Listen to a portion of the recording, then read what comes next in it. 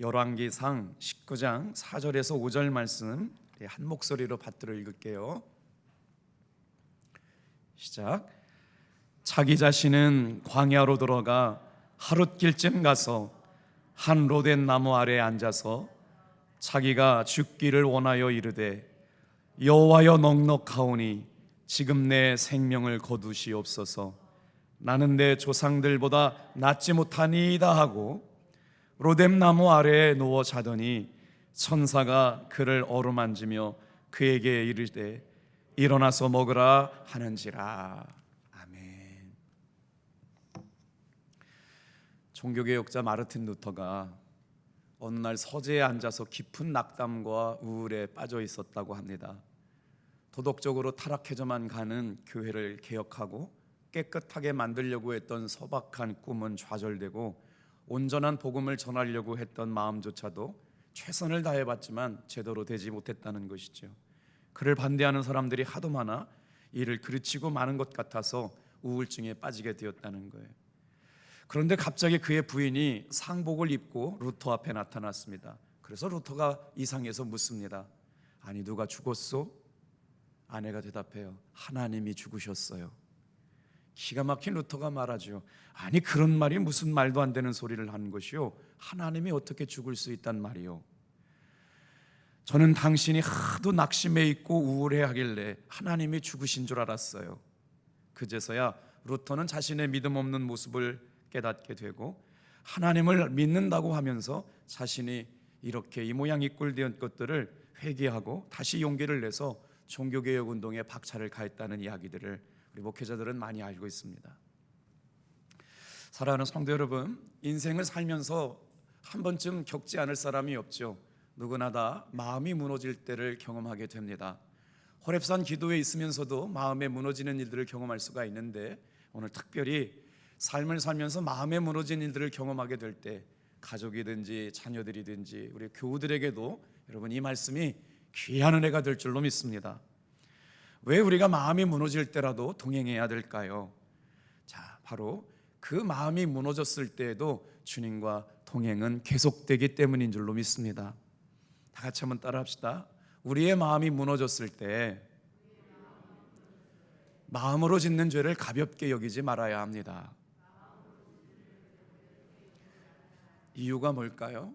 마음이 무너졌을 때 순간순간 틈타도록 오는 생각들이 우리를 아주 좌절하게 만들기 때문에 그래요.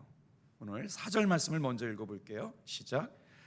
자기 자신은 광야로 들어가 하룻쯤 가서 한 로뎀 나무 아래에 앉아서 자기가 죽기를 원하여 이르되 여호와여 넉넉하오니 지금 내 생명을 거두시옵소서. 나는 내 조상들보다 낫지 못하니이다 하고, 엘리야가 지금 어떤 일인지 전후 좌우 맥락은 다 아시죠? 그런데 이 일로 인해서 죽기를 간청하고 있어요. 실패와 절망과 낙심을 경험하고 나서 하나님 앞에 지금 그 능력의 종, 구약 성경에 얼마나 능력의 역사를 경험했던 그 훌륭한 종 엘리야가 한 로뎀 나무 아래에 앉아서 죽기를 간청하고 있습니다. 마음이 무너졌기 때문이라고 하는 것이죠. 오늘 사랑하는 성도 여러분, 순간순간 일생을 살면서 우리의 마음이 무너질 때마다 그때도 생각하셔야 돼요. 마음속에 뭔가 무너져 있고 실패했다고 느끼는 그 순간, 여러분 그 순간 흔들리지 않게 되기를 주님의 이름으로 축복합니다. 더 문제는 오늘 말씀을 묵상하다 보니까 엘리야의 낙심이 된 이유가 뭐냐 이거지요. 외부적인 환경에서 온 것이라기보다는 이런 낙심의 원인은 문제를 바라보는 시각 때문에 그렇습니다. 문제는 보았지만 잘못 본 것이에요. 왜냐하면 문제의 심각성은 보았지만 문제를 해결하시는 하나님의 능력은 보지 못했기 때문에 그렇습니다. 사랑하는 성도 여러분, 이 새벽에 말씀을 집중하며 기도하는 성도 여러분, 문제만 바라보지 말고 문제를 해결하실 수 있는 하나님 바라보시기를 축복합니다. 그래서 왜 마음이 무너지게 되었느냐, 신앙생활 하면서도 왜 마음이 무너지고 시험에 드느냐, 여기는 분명한 이유가 있어요. 자, 오늘 엘리야의 입장을 살펴볼까요? 엘리야는 인생을 살면서 중요한 실패를 맛보았습니다. 그런데 그 실패를 어떻게 생각했느냐, 인생의 전체의 실패로 생각했다는 거예요. 엘리야가 정말 부분적인 실패를 생각을 했어요. 실패였어요. 그런데 어떻게 생각했느냐? 인생 전체의 실패뿐만 아니라 자신의 삶의 전체의 실패로 생각했기 때문에 낙심하게 됐다는 거죠. 마음이 무너졌다라고 하는 거예요. 영원한 실패자로, 부분적인 실패인데 전체가 실패한 것처럼 바라봤다는 거예요. 사실은 인생을 살면서 실패는 작은 부분의 실패입니다. 그런데 마치 무너져가지고 인생 자체가 죽고 사는 문제처럼 큰 실패로 받아들이게 되다 보니까 마음이 무너질 수밖에 없다는 것이에요. 우리 고3들이 지금 시험을 준비하고 있고요, 결과를 지키고 있는데 생각해 보니까 여러분, 합격시키는 것도 하나님의 은혜고, 떨어지게 하는 것도 은혜고, 살리시는 것도 하나님의 은혜고, 죽게 하시는 것도 하나님의 은혜고, 여러분, 영원한 것은 오직 하나님의 생명의 말씀만 있는 줄로 믿습니다. 그래서 오늘 이 새벽에 말씀을 잘 듣고, 그래, 이 순간이야말로 정말 마음이 무너진 순간, 절망의 순간, 이 순간이야말로 하나님이 일하시는 시간이 될 줄로 믿습니다. 우리 하나님의 사람들, 성도들은 이래야 합니다. 실패 좀 몇 번 했다고, 낙심 좀 몇 번 했다고 마치 죽을 것처럼 앉아 있어서 하나님이 죽은 것처럼 낙심하고 절망하고 자신의 인생이 모두가 끝났다고 생각하고 여기지 않는 귀한 성도님들 되기를 축복합니다. 자, 하나님의 자녀들은 한두 번의 실패로 무너져 있지 않습니다. 하나님은 살아계신 하나님이기 때문에 그렇습니다. 오늘 이 새벽에 사랑하는 귀한 성도님들, 낙심할 때가 찾아오고 절망할 때가 찾아와도 쉽게 인생을 포기하고 죽어버리겠다, 포기해버리겠다, 약한 먹은 먹지 않게 되기를 주님의 이름으로 축복합니다. 오늘 본문의 말씀은 이렇게 인생 가운데 위기를 만나고 어려움을 만나고 절망을 만났을 때 하나님께서 엘리야를 어떻게 살리셨는지 보여주는 말씀이에요. 이번 호렙산 기도에 이제 이번 주가 정점이 될 텐데 오늘 이 말씀을 잘 붙잡으셔서 그 비결을 함께 나누었으면 좋겠어요. 자, 두 번째 따라해 봅시다. 그렇기 때문에 실패의 자리에서도 예수님을 바라보아야 합니다. 왜 그럴까요? 실패의 자리에서도 주님은 일하시기 때문에 그래요. 오늘 이 새벽에도 하나님은 일하실 줄로 믿습니다. 엘리야는 지금 어떻게 낙심의 자리에서 일어나고 있는가요? 이선 인간을 회복시키시고 치유하시는 일을 누가 하시느냐? 우리를 넘어지게 하셨지만 일어서게 하시고 치유하시고 회복하시는 일을 누가 하시느냐? 여러분, 예수님이 하신다는 걸 믿으시길 바랍니다. 자, 다 같이 한번 따라해 보겠어요. 고통도 영원하지 않으며 승리도 영원하지 않다.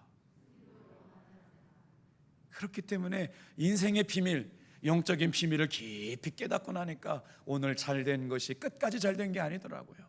오늘 성공이 끝까지 성공이 아니더라고요. 그렇게 돈 벌고 최선을 다해서 열심히 돈 벌고 재테크하고 비트코인하고 주식하고 돈 벌면 행복해야 되는데 그걸로 끝나지 않잖아요. 수백억 당첨된 로또 맞은 사람이 몇 년도 안 가서 풍비박산 나는 게 뭐예요? 잘된 것 같지만 그 잘됨이 영원하지 않아요. 오늘 죽게 돼가지고 마치 고통이 죽을 것 같은 찾아온 고통도요, 여러분, 하나님께서 한순간에 깨끗게 치유하여 주실 줄로 믿습니다. 그래서 우리는 겸손해요. 인생 앞에서 고통도 영원하지 않고 승리도 영원하지 않아요. 우리 시편 30편 4절 5절 말씀을 이번 한 주간 동안 암송하면서 말씀 들어보시죠. 시작. 주의 성도들아, 여호와를 찬송하며 그의 거룩함을 기억하여 감사하라. 그의 노염은 잠깐이요 그의 온총은 평생이로다. 저녁에는 울음이 깃들지라도 아침에는 기쁨이 오리로다. 할렐루야. 어젯밤까지 걱정하고 염려하고 두려워하고 마치 인생 전체가 무너진 것처럼 힘겹게 여겼지만 이 새벽을 깨우는 동안 하나님께서 어떻게 역사하시느냐? 여러분, 오늘 이 아침에 기쁨으로 일어서게 하여 주실 줄로 믿습니다. 얼마나 감사해요. 자, 그래서 실패의 자리, 절망의 자리에서도 예수 믿는 사람들은 주님을 바라봐야 합니다. 절망스러운 느낌이 왔고 뭔가 다 끝난 것 같은 마음이 생겨날 때 여러분 이 말씀을 꼭 기억하세요. 그것은 내 느낌입니다. 그것은 내 생각입니다. 바로 그때에도 주님은 일하시고 하나님은 역사하여 주실 줄로 믿습니다. 자, 그래서 오늘 엘리야를 말이에요, 이렇게 낙심하고 절망하고 있을 때 어떻게 살려내셨느냐, 참 감사한 일이 아닐 수가 없어요. 자, 하나님께서 엘리야를 살리시는 첫 번째 처방전 말씀이 5절에 나오거든요. 우리 5절과 6절을 다시 한번 읽어볼게요. 우리 본문엔 다 못 넣었습니다만 시작. 로뎀 나무 아래에 누워 자더니 천사가 그를 어루만지며 그에게 이르되 일어나서 먹으라 하는지라. 본즉 머리맡에 숯불에 구운 떡과 한 병이 물이 있더라. 이에 먹고 마시고 다시 누웠더니. 여러분, 이 말씀이 너무나도 중요한데 잘 따라와 보세요. 인생에 마치 끝난 것처럼 좌절하고 낙심하고 있는데 하나님께서 그렇게 낙심하고 절망한 사람을 어떻게 하나님의 방법으로 살리시느냐? 세상에 하나님이 천사를 보내셔서 어떻게 해요? 세상에 머리맡에 떡도 두시고 생수 시원한 물도 갖다 놓으셨다는 거예요. 도움의 손길이 나타나셔서 선한 것, 하나님의 일하시는 손은 보이지 않지만 누구를 통해서요? 하나님의 수종드는 천사를 보내서 이 새벽에 희망이 우리 집 모퉁이에서 천사가 가지고 있는 시원한 물 한 병과 떡이 천사를 통해서 우리의 삶에 공급하여 주시려고 오고 있음을 믿으시길 바랍니다. 이게 바로 어떤 일이 일어나요? 어제 저녁에는 우리 가정에 정말 낙심하고 절매해서 부도의 위기에서 절망의 위기에서 울음이 깃들었지만 이 아침을 깨우는 사랑하는 성도들의 삶에 기쁨이 가득하게 하여 주실 줄로 믿습니다. 놀랍게도 하나님은 하나님의 사람 주의 종 엘리야를 살리시기 위해서 천사를 보냈어요. 그리고 나서 어떻게 하세요? 영혼을 위로해 주세요. 오늘 하나님은 분명히 이 시간도 일하십니다. 이 시간도 천사를 보내셔서 하나님 앞에 나와 기도하는 저와 여러분들을 아침마다 살리시고 날마다 새롭게 하시고 역사하여 주실 줄로 믿습니다. 먼저 하시는 일이 놀랍죠? 여기 말씀을 좀 보세요. 머리맡에 천사를 통해서 구운 떡과 물 한 병을 갖다 놓고 먹고 마시고 다시 누웠다. 무슨 말씀일까요? 육신적인 연약함을 회복할 수 있도록 도와셨다는 거예요. 그 다음에 무엇 하셨어요? 천사를 통해 하나님께서 말씀을 통하여 그의 낙심하고 절망했던 마음을 어루만져 주세요. 오늘 마치 이 자리에 와 계셨음에도 불구하고 실패하고 있는 것처럼 느껴지시나요? 마음이 단단히 굳어져서 인생 이렇게 살아서 뭐하나 라고 하는 마음이 계신 분 계신가요? 뭔가 어떤 사람의 말에 응어리가 져가지고 잠시도 잠을 이룰 수 없을 만큼 고통 가운데 밤을 지새웠나요? 오늘 이 아침에 천사가 나와서 저와 여러분을 돕는 것을 경험하게 될 줄로 믿습니다. 우리의 마음이 굳어지고 우리의 마음에 응어리가 있고 영적으로 경직되었더라도 이 새벽에 찬양하고 기도할 때 하나님께서 여러분 하나님의 손으로 어루만지시고 치유하시는 것들을 경험케 될 줄로 믿습니다. 제가 전공이 자살 예방과 생명 존중에 관한 연구로 학위를 받았거든요. 그래서 늘 두렵고 떨림으로 민감하게 끼어있지만 전문가들이 하나같이 하는 일이 있어요. 골든타임이 있어요. 자살하려고 하는 사람이 죽음을 예고하거든요. 근데 그거를 깨달으려고 항상 깨어있어도 그 순간을 놓치는 경우들이 전문가들도 참 많아요. 책을 읽다 보면 이제 이런 전문적인 기술이 나올 때가 있는데 조울증과 우울증이 걸린 사람이 언제 자살을 시도하느냐? 비 오는 날, 술 먹은 날. 이때 우울증 환자들이 술을 먹는다 그러면 극단적인 사고로 이어지는 일들이 굉장히 많거든요. 그렇게 자살 시도가 되면 응급실에 이제 실려가 가지고 이제 위기 대응 팀들이 이제 다 만나게 되거든요. 근데 실제 정신과 의사들이 처방을 내릴 때 우울증 때문에 조울증이라고 하는 건 살고 싶은 감정이 막 충만해 있다가 어느 날 갑자기 죽고 싶은 감정이 막 저 밑으로 디프레스 됐을 때가 경험하게 되는 거예요. 근데 그때 술 먹게 되거나 비관하게 되면 급속도로 우울한 마음이 커서 자기가 무슨 짓을 하고 있는지 몰라요.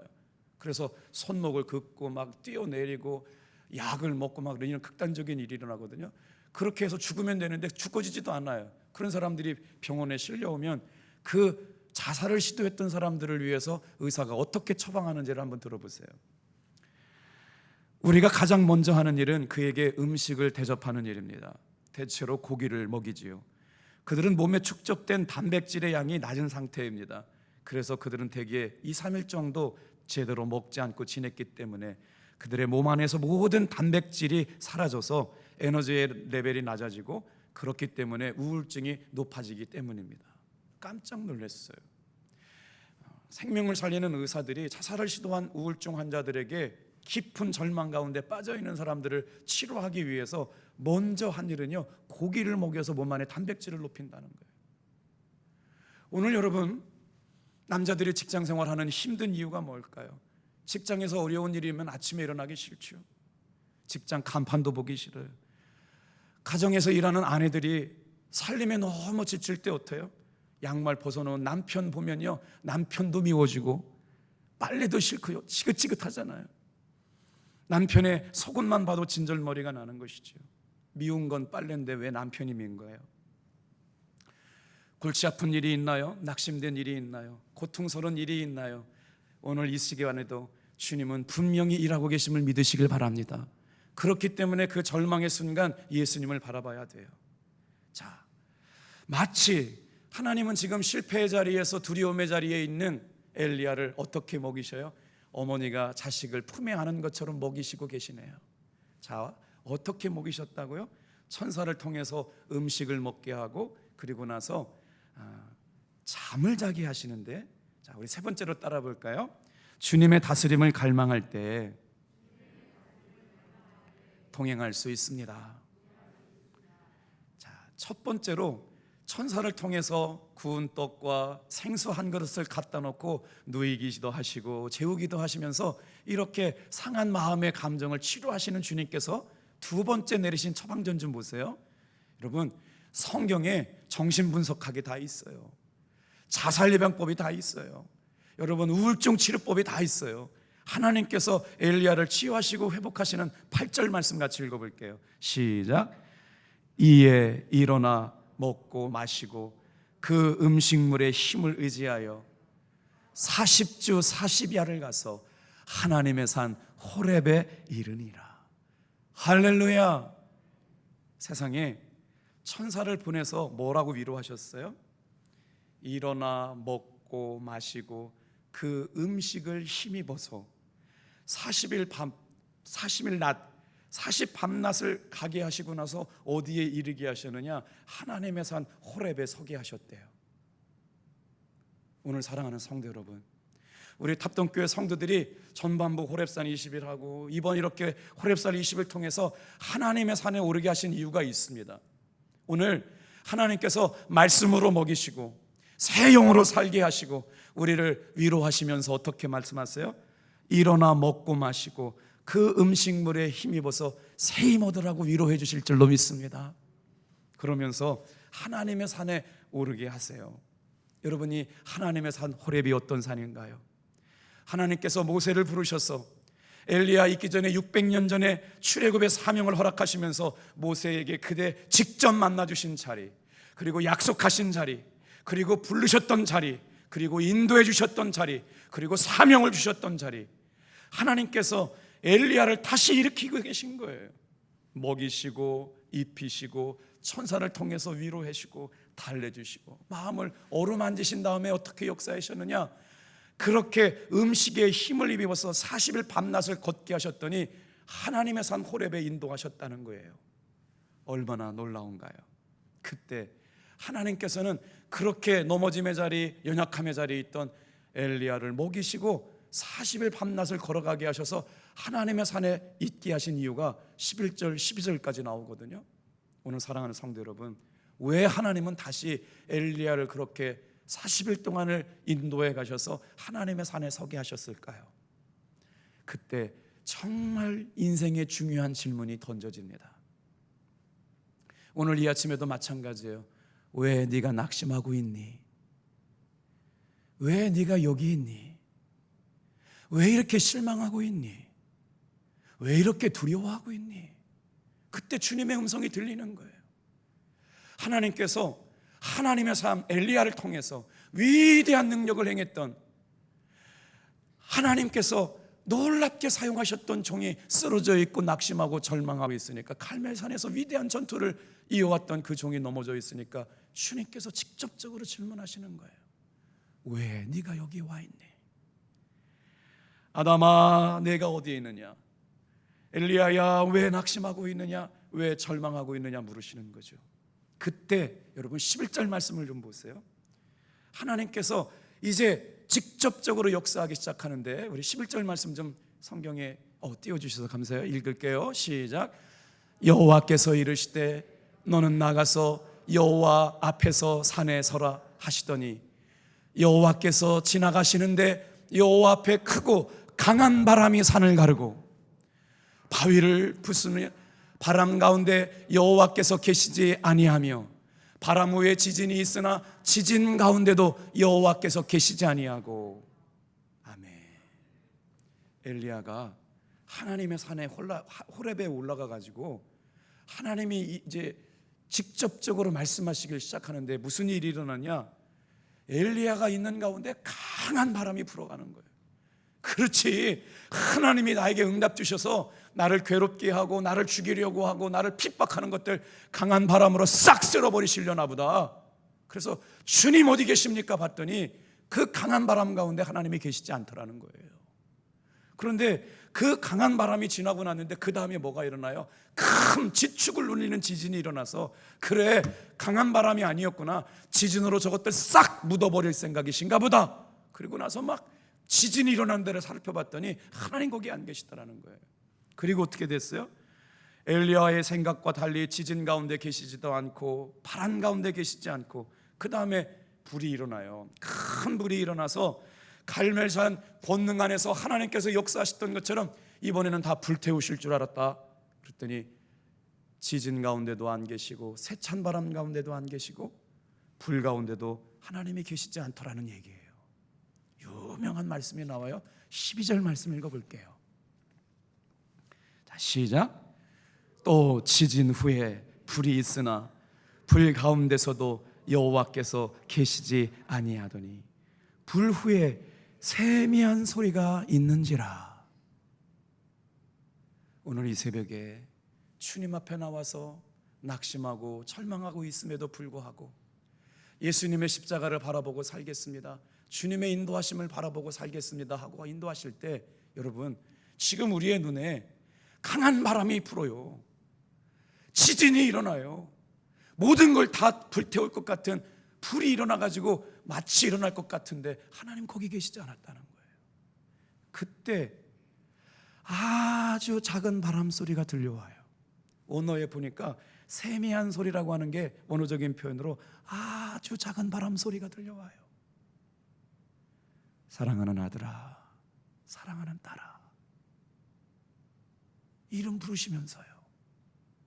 오늘 이 새벽에 강한 바람은 아니더라도 불타는 건 아니더라도 주님이 엘리야를 회복시키실 때 엘리야야, 사랑하는 아들아, 오늘 이 새벽에 불러주시는 아주 작은 바람소리, 침묵의 소리 가운데 지축을 울리는 바람소리보다, 큰 지진보다, 불 가운데 있는 소리보다 엘리야의 영혼을 살리시고 세미한 가운데 말씀해 주시는 주님의 음성을 듣게 됩니다. 예수님께서 십자가에 달리실 때 예수님은 제자들이 자기를 버리실 줄 아셨어요. 십자가에 달리실 때 수많은 제자들이 사방팔방 흩어졌지요. 그러나 예수님은 요동하지 않으셨습니다. 요한복음 16장 32절 말씀, 오늘 이 새벽에 이 말씀 붙잡고 기도하시길 축복해요. 우리 같이 한 목소리 읽어볼게요. 시작. 보라, 너희가 다 각각 제 곳으로 흩어지고 나를 혼자 둘 때가 오나니 벌써 왔도다. 그러나 내가 혼자 있는 것이 아니라 아버지께서 나와 함께 계시느니라. 사랑하는 성도 여러분, 넘어졌을 때, 실패했다고 느껴질 때, 좌절했을 때라도 하나님은 절대로 우리를 혼자 놔두시지 않을 줄로 믿습니다. 오늘 이 새벽에 예수님의 십자가 바라보고 보혈의 능력 의지하고 회복하시는 귀한 종들 되길 축복합니다.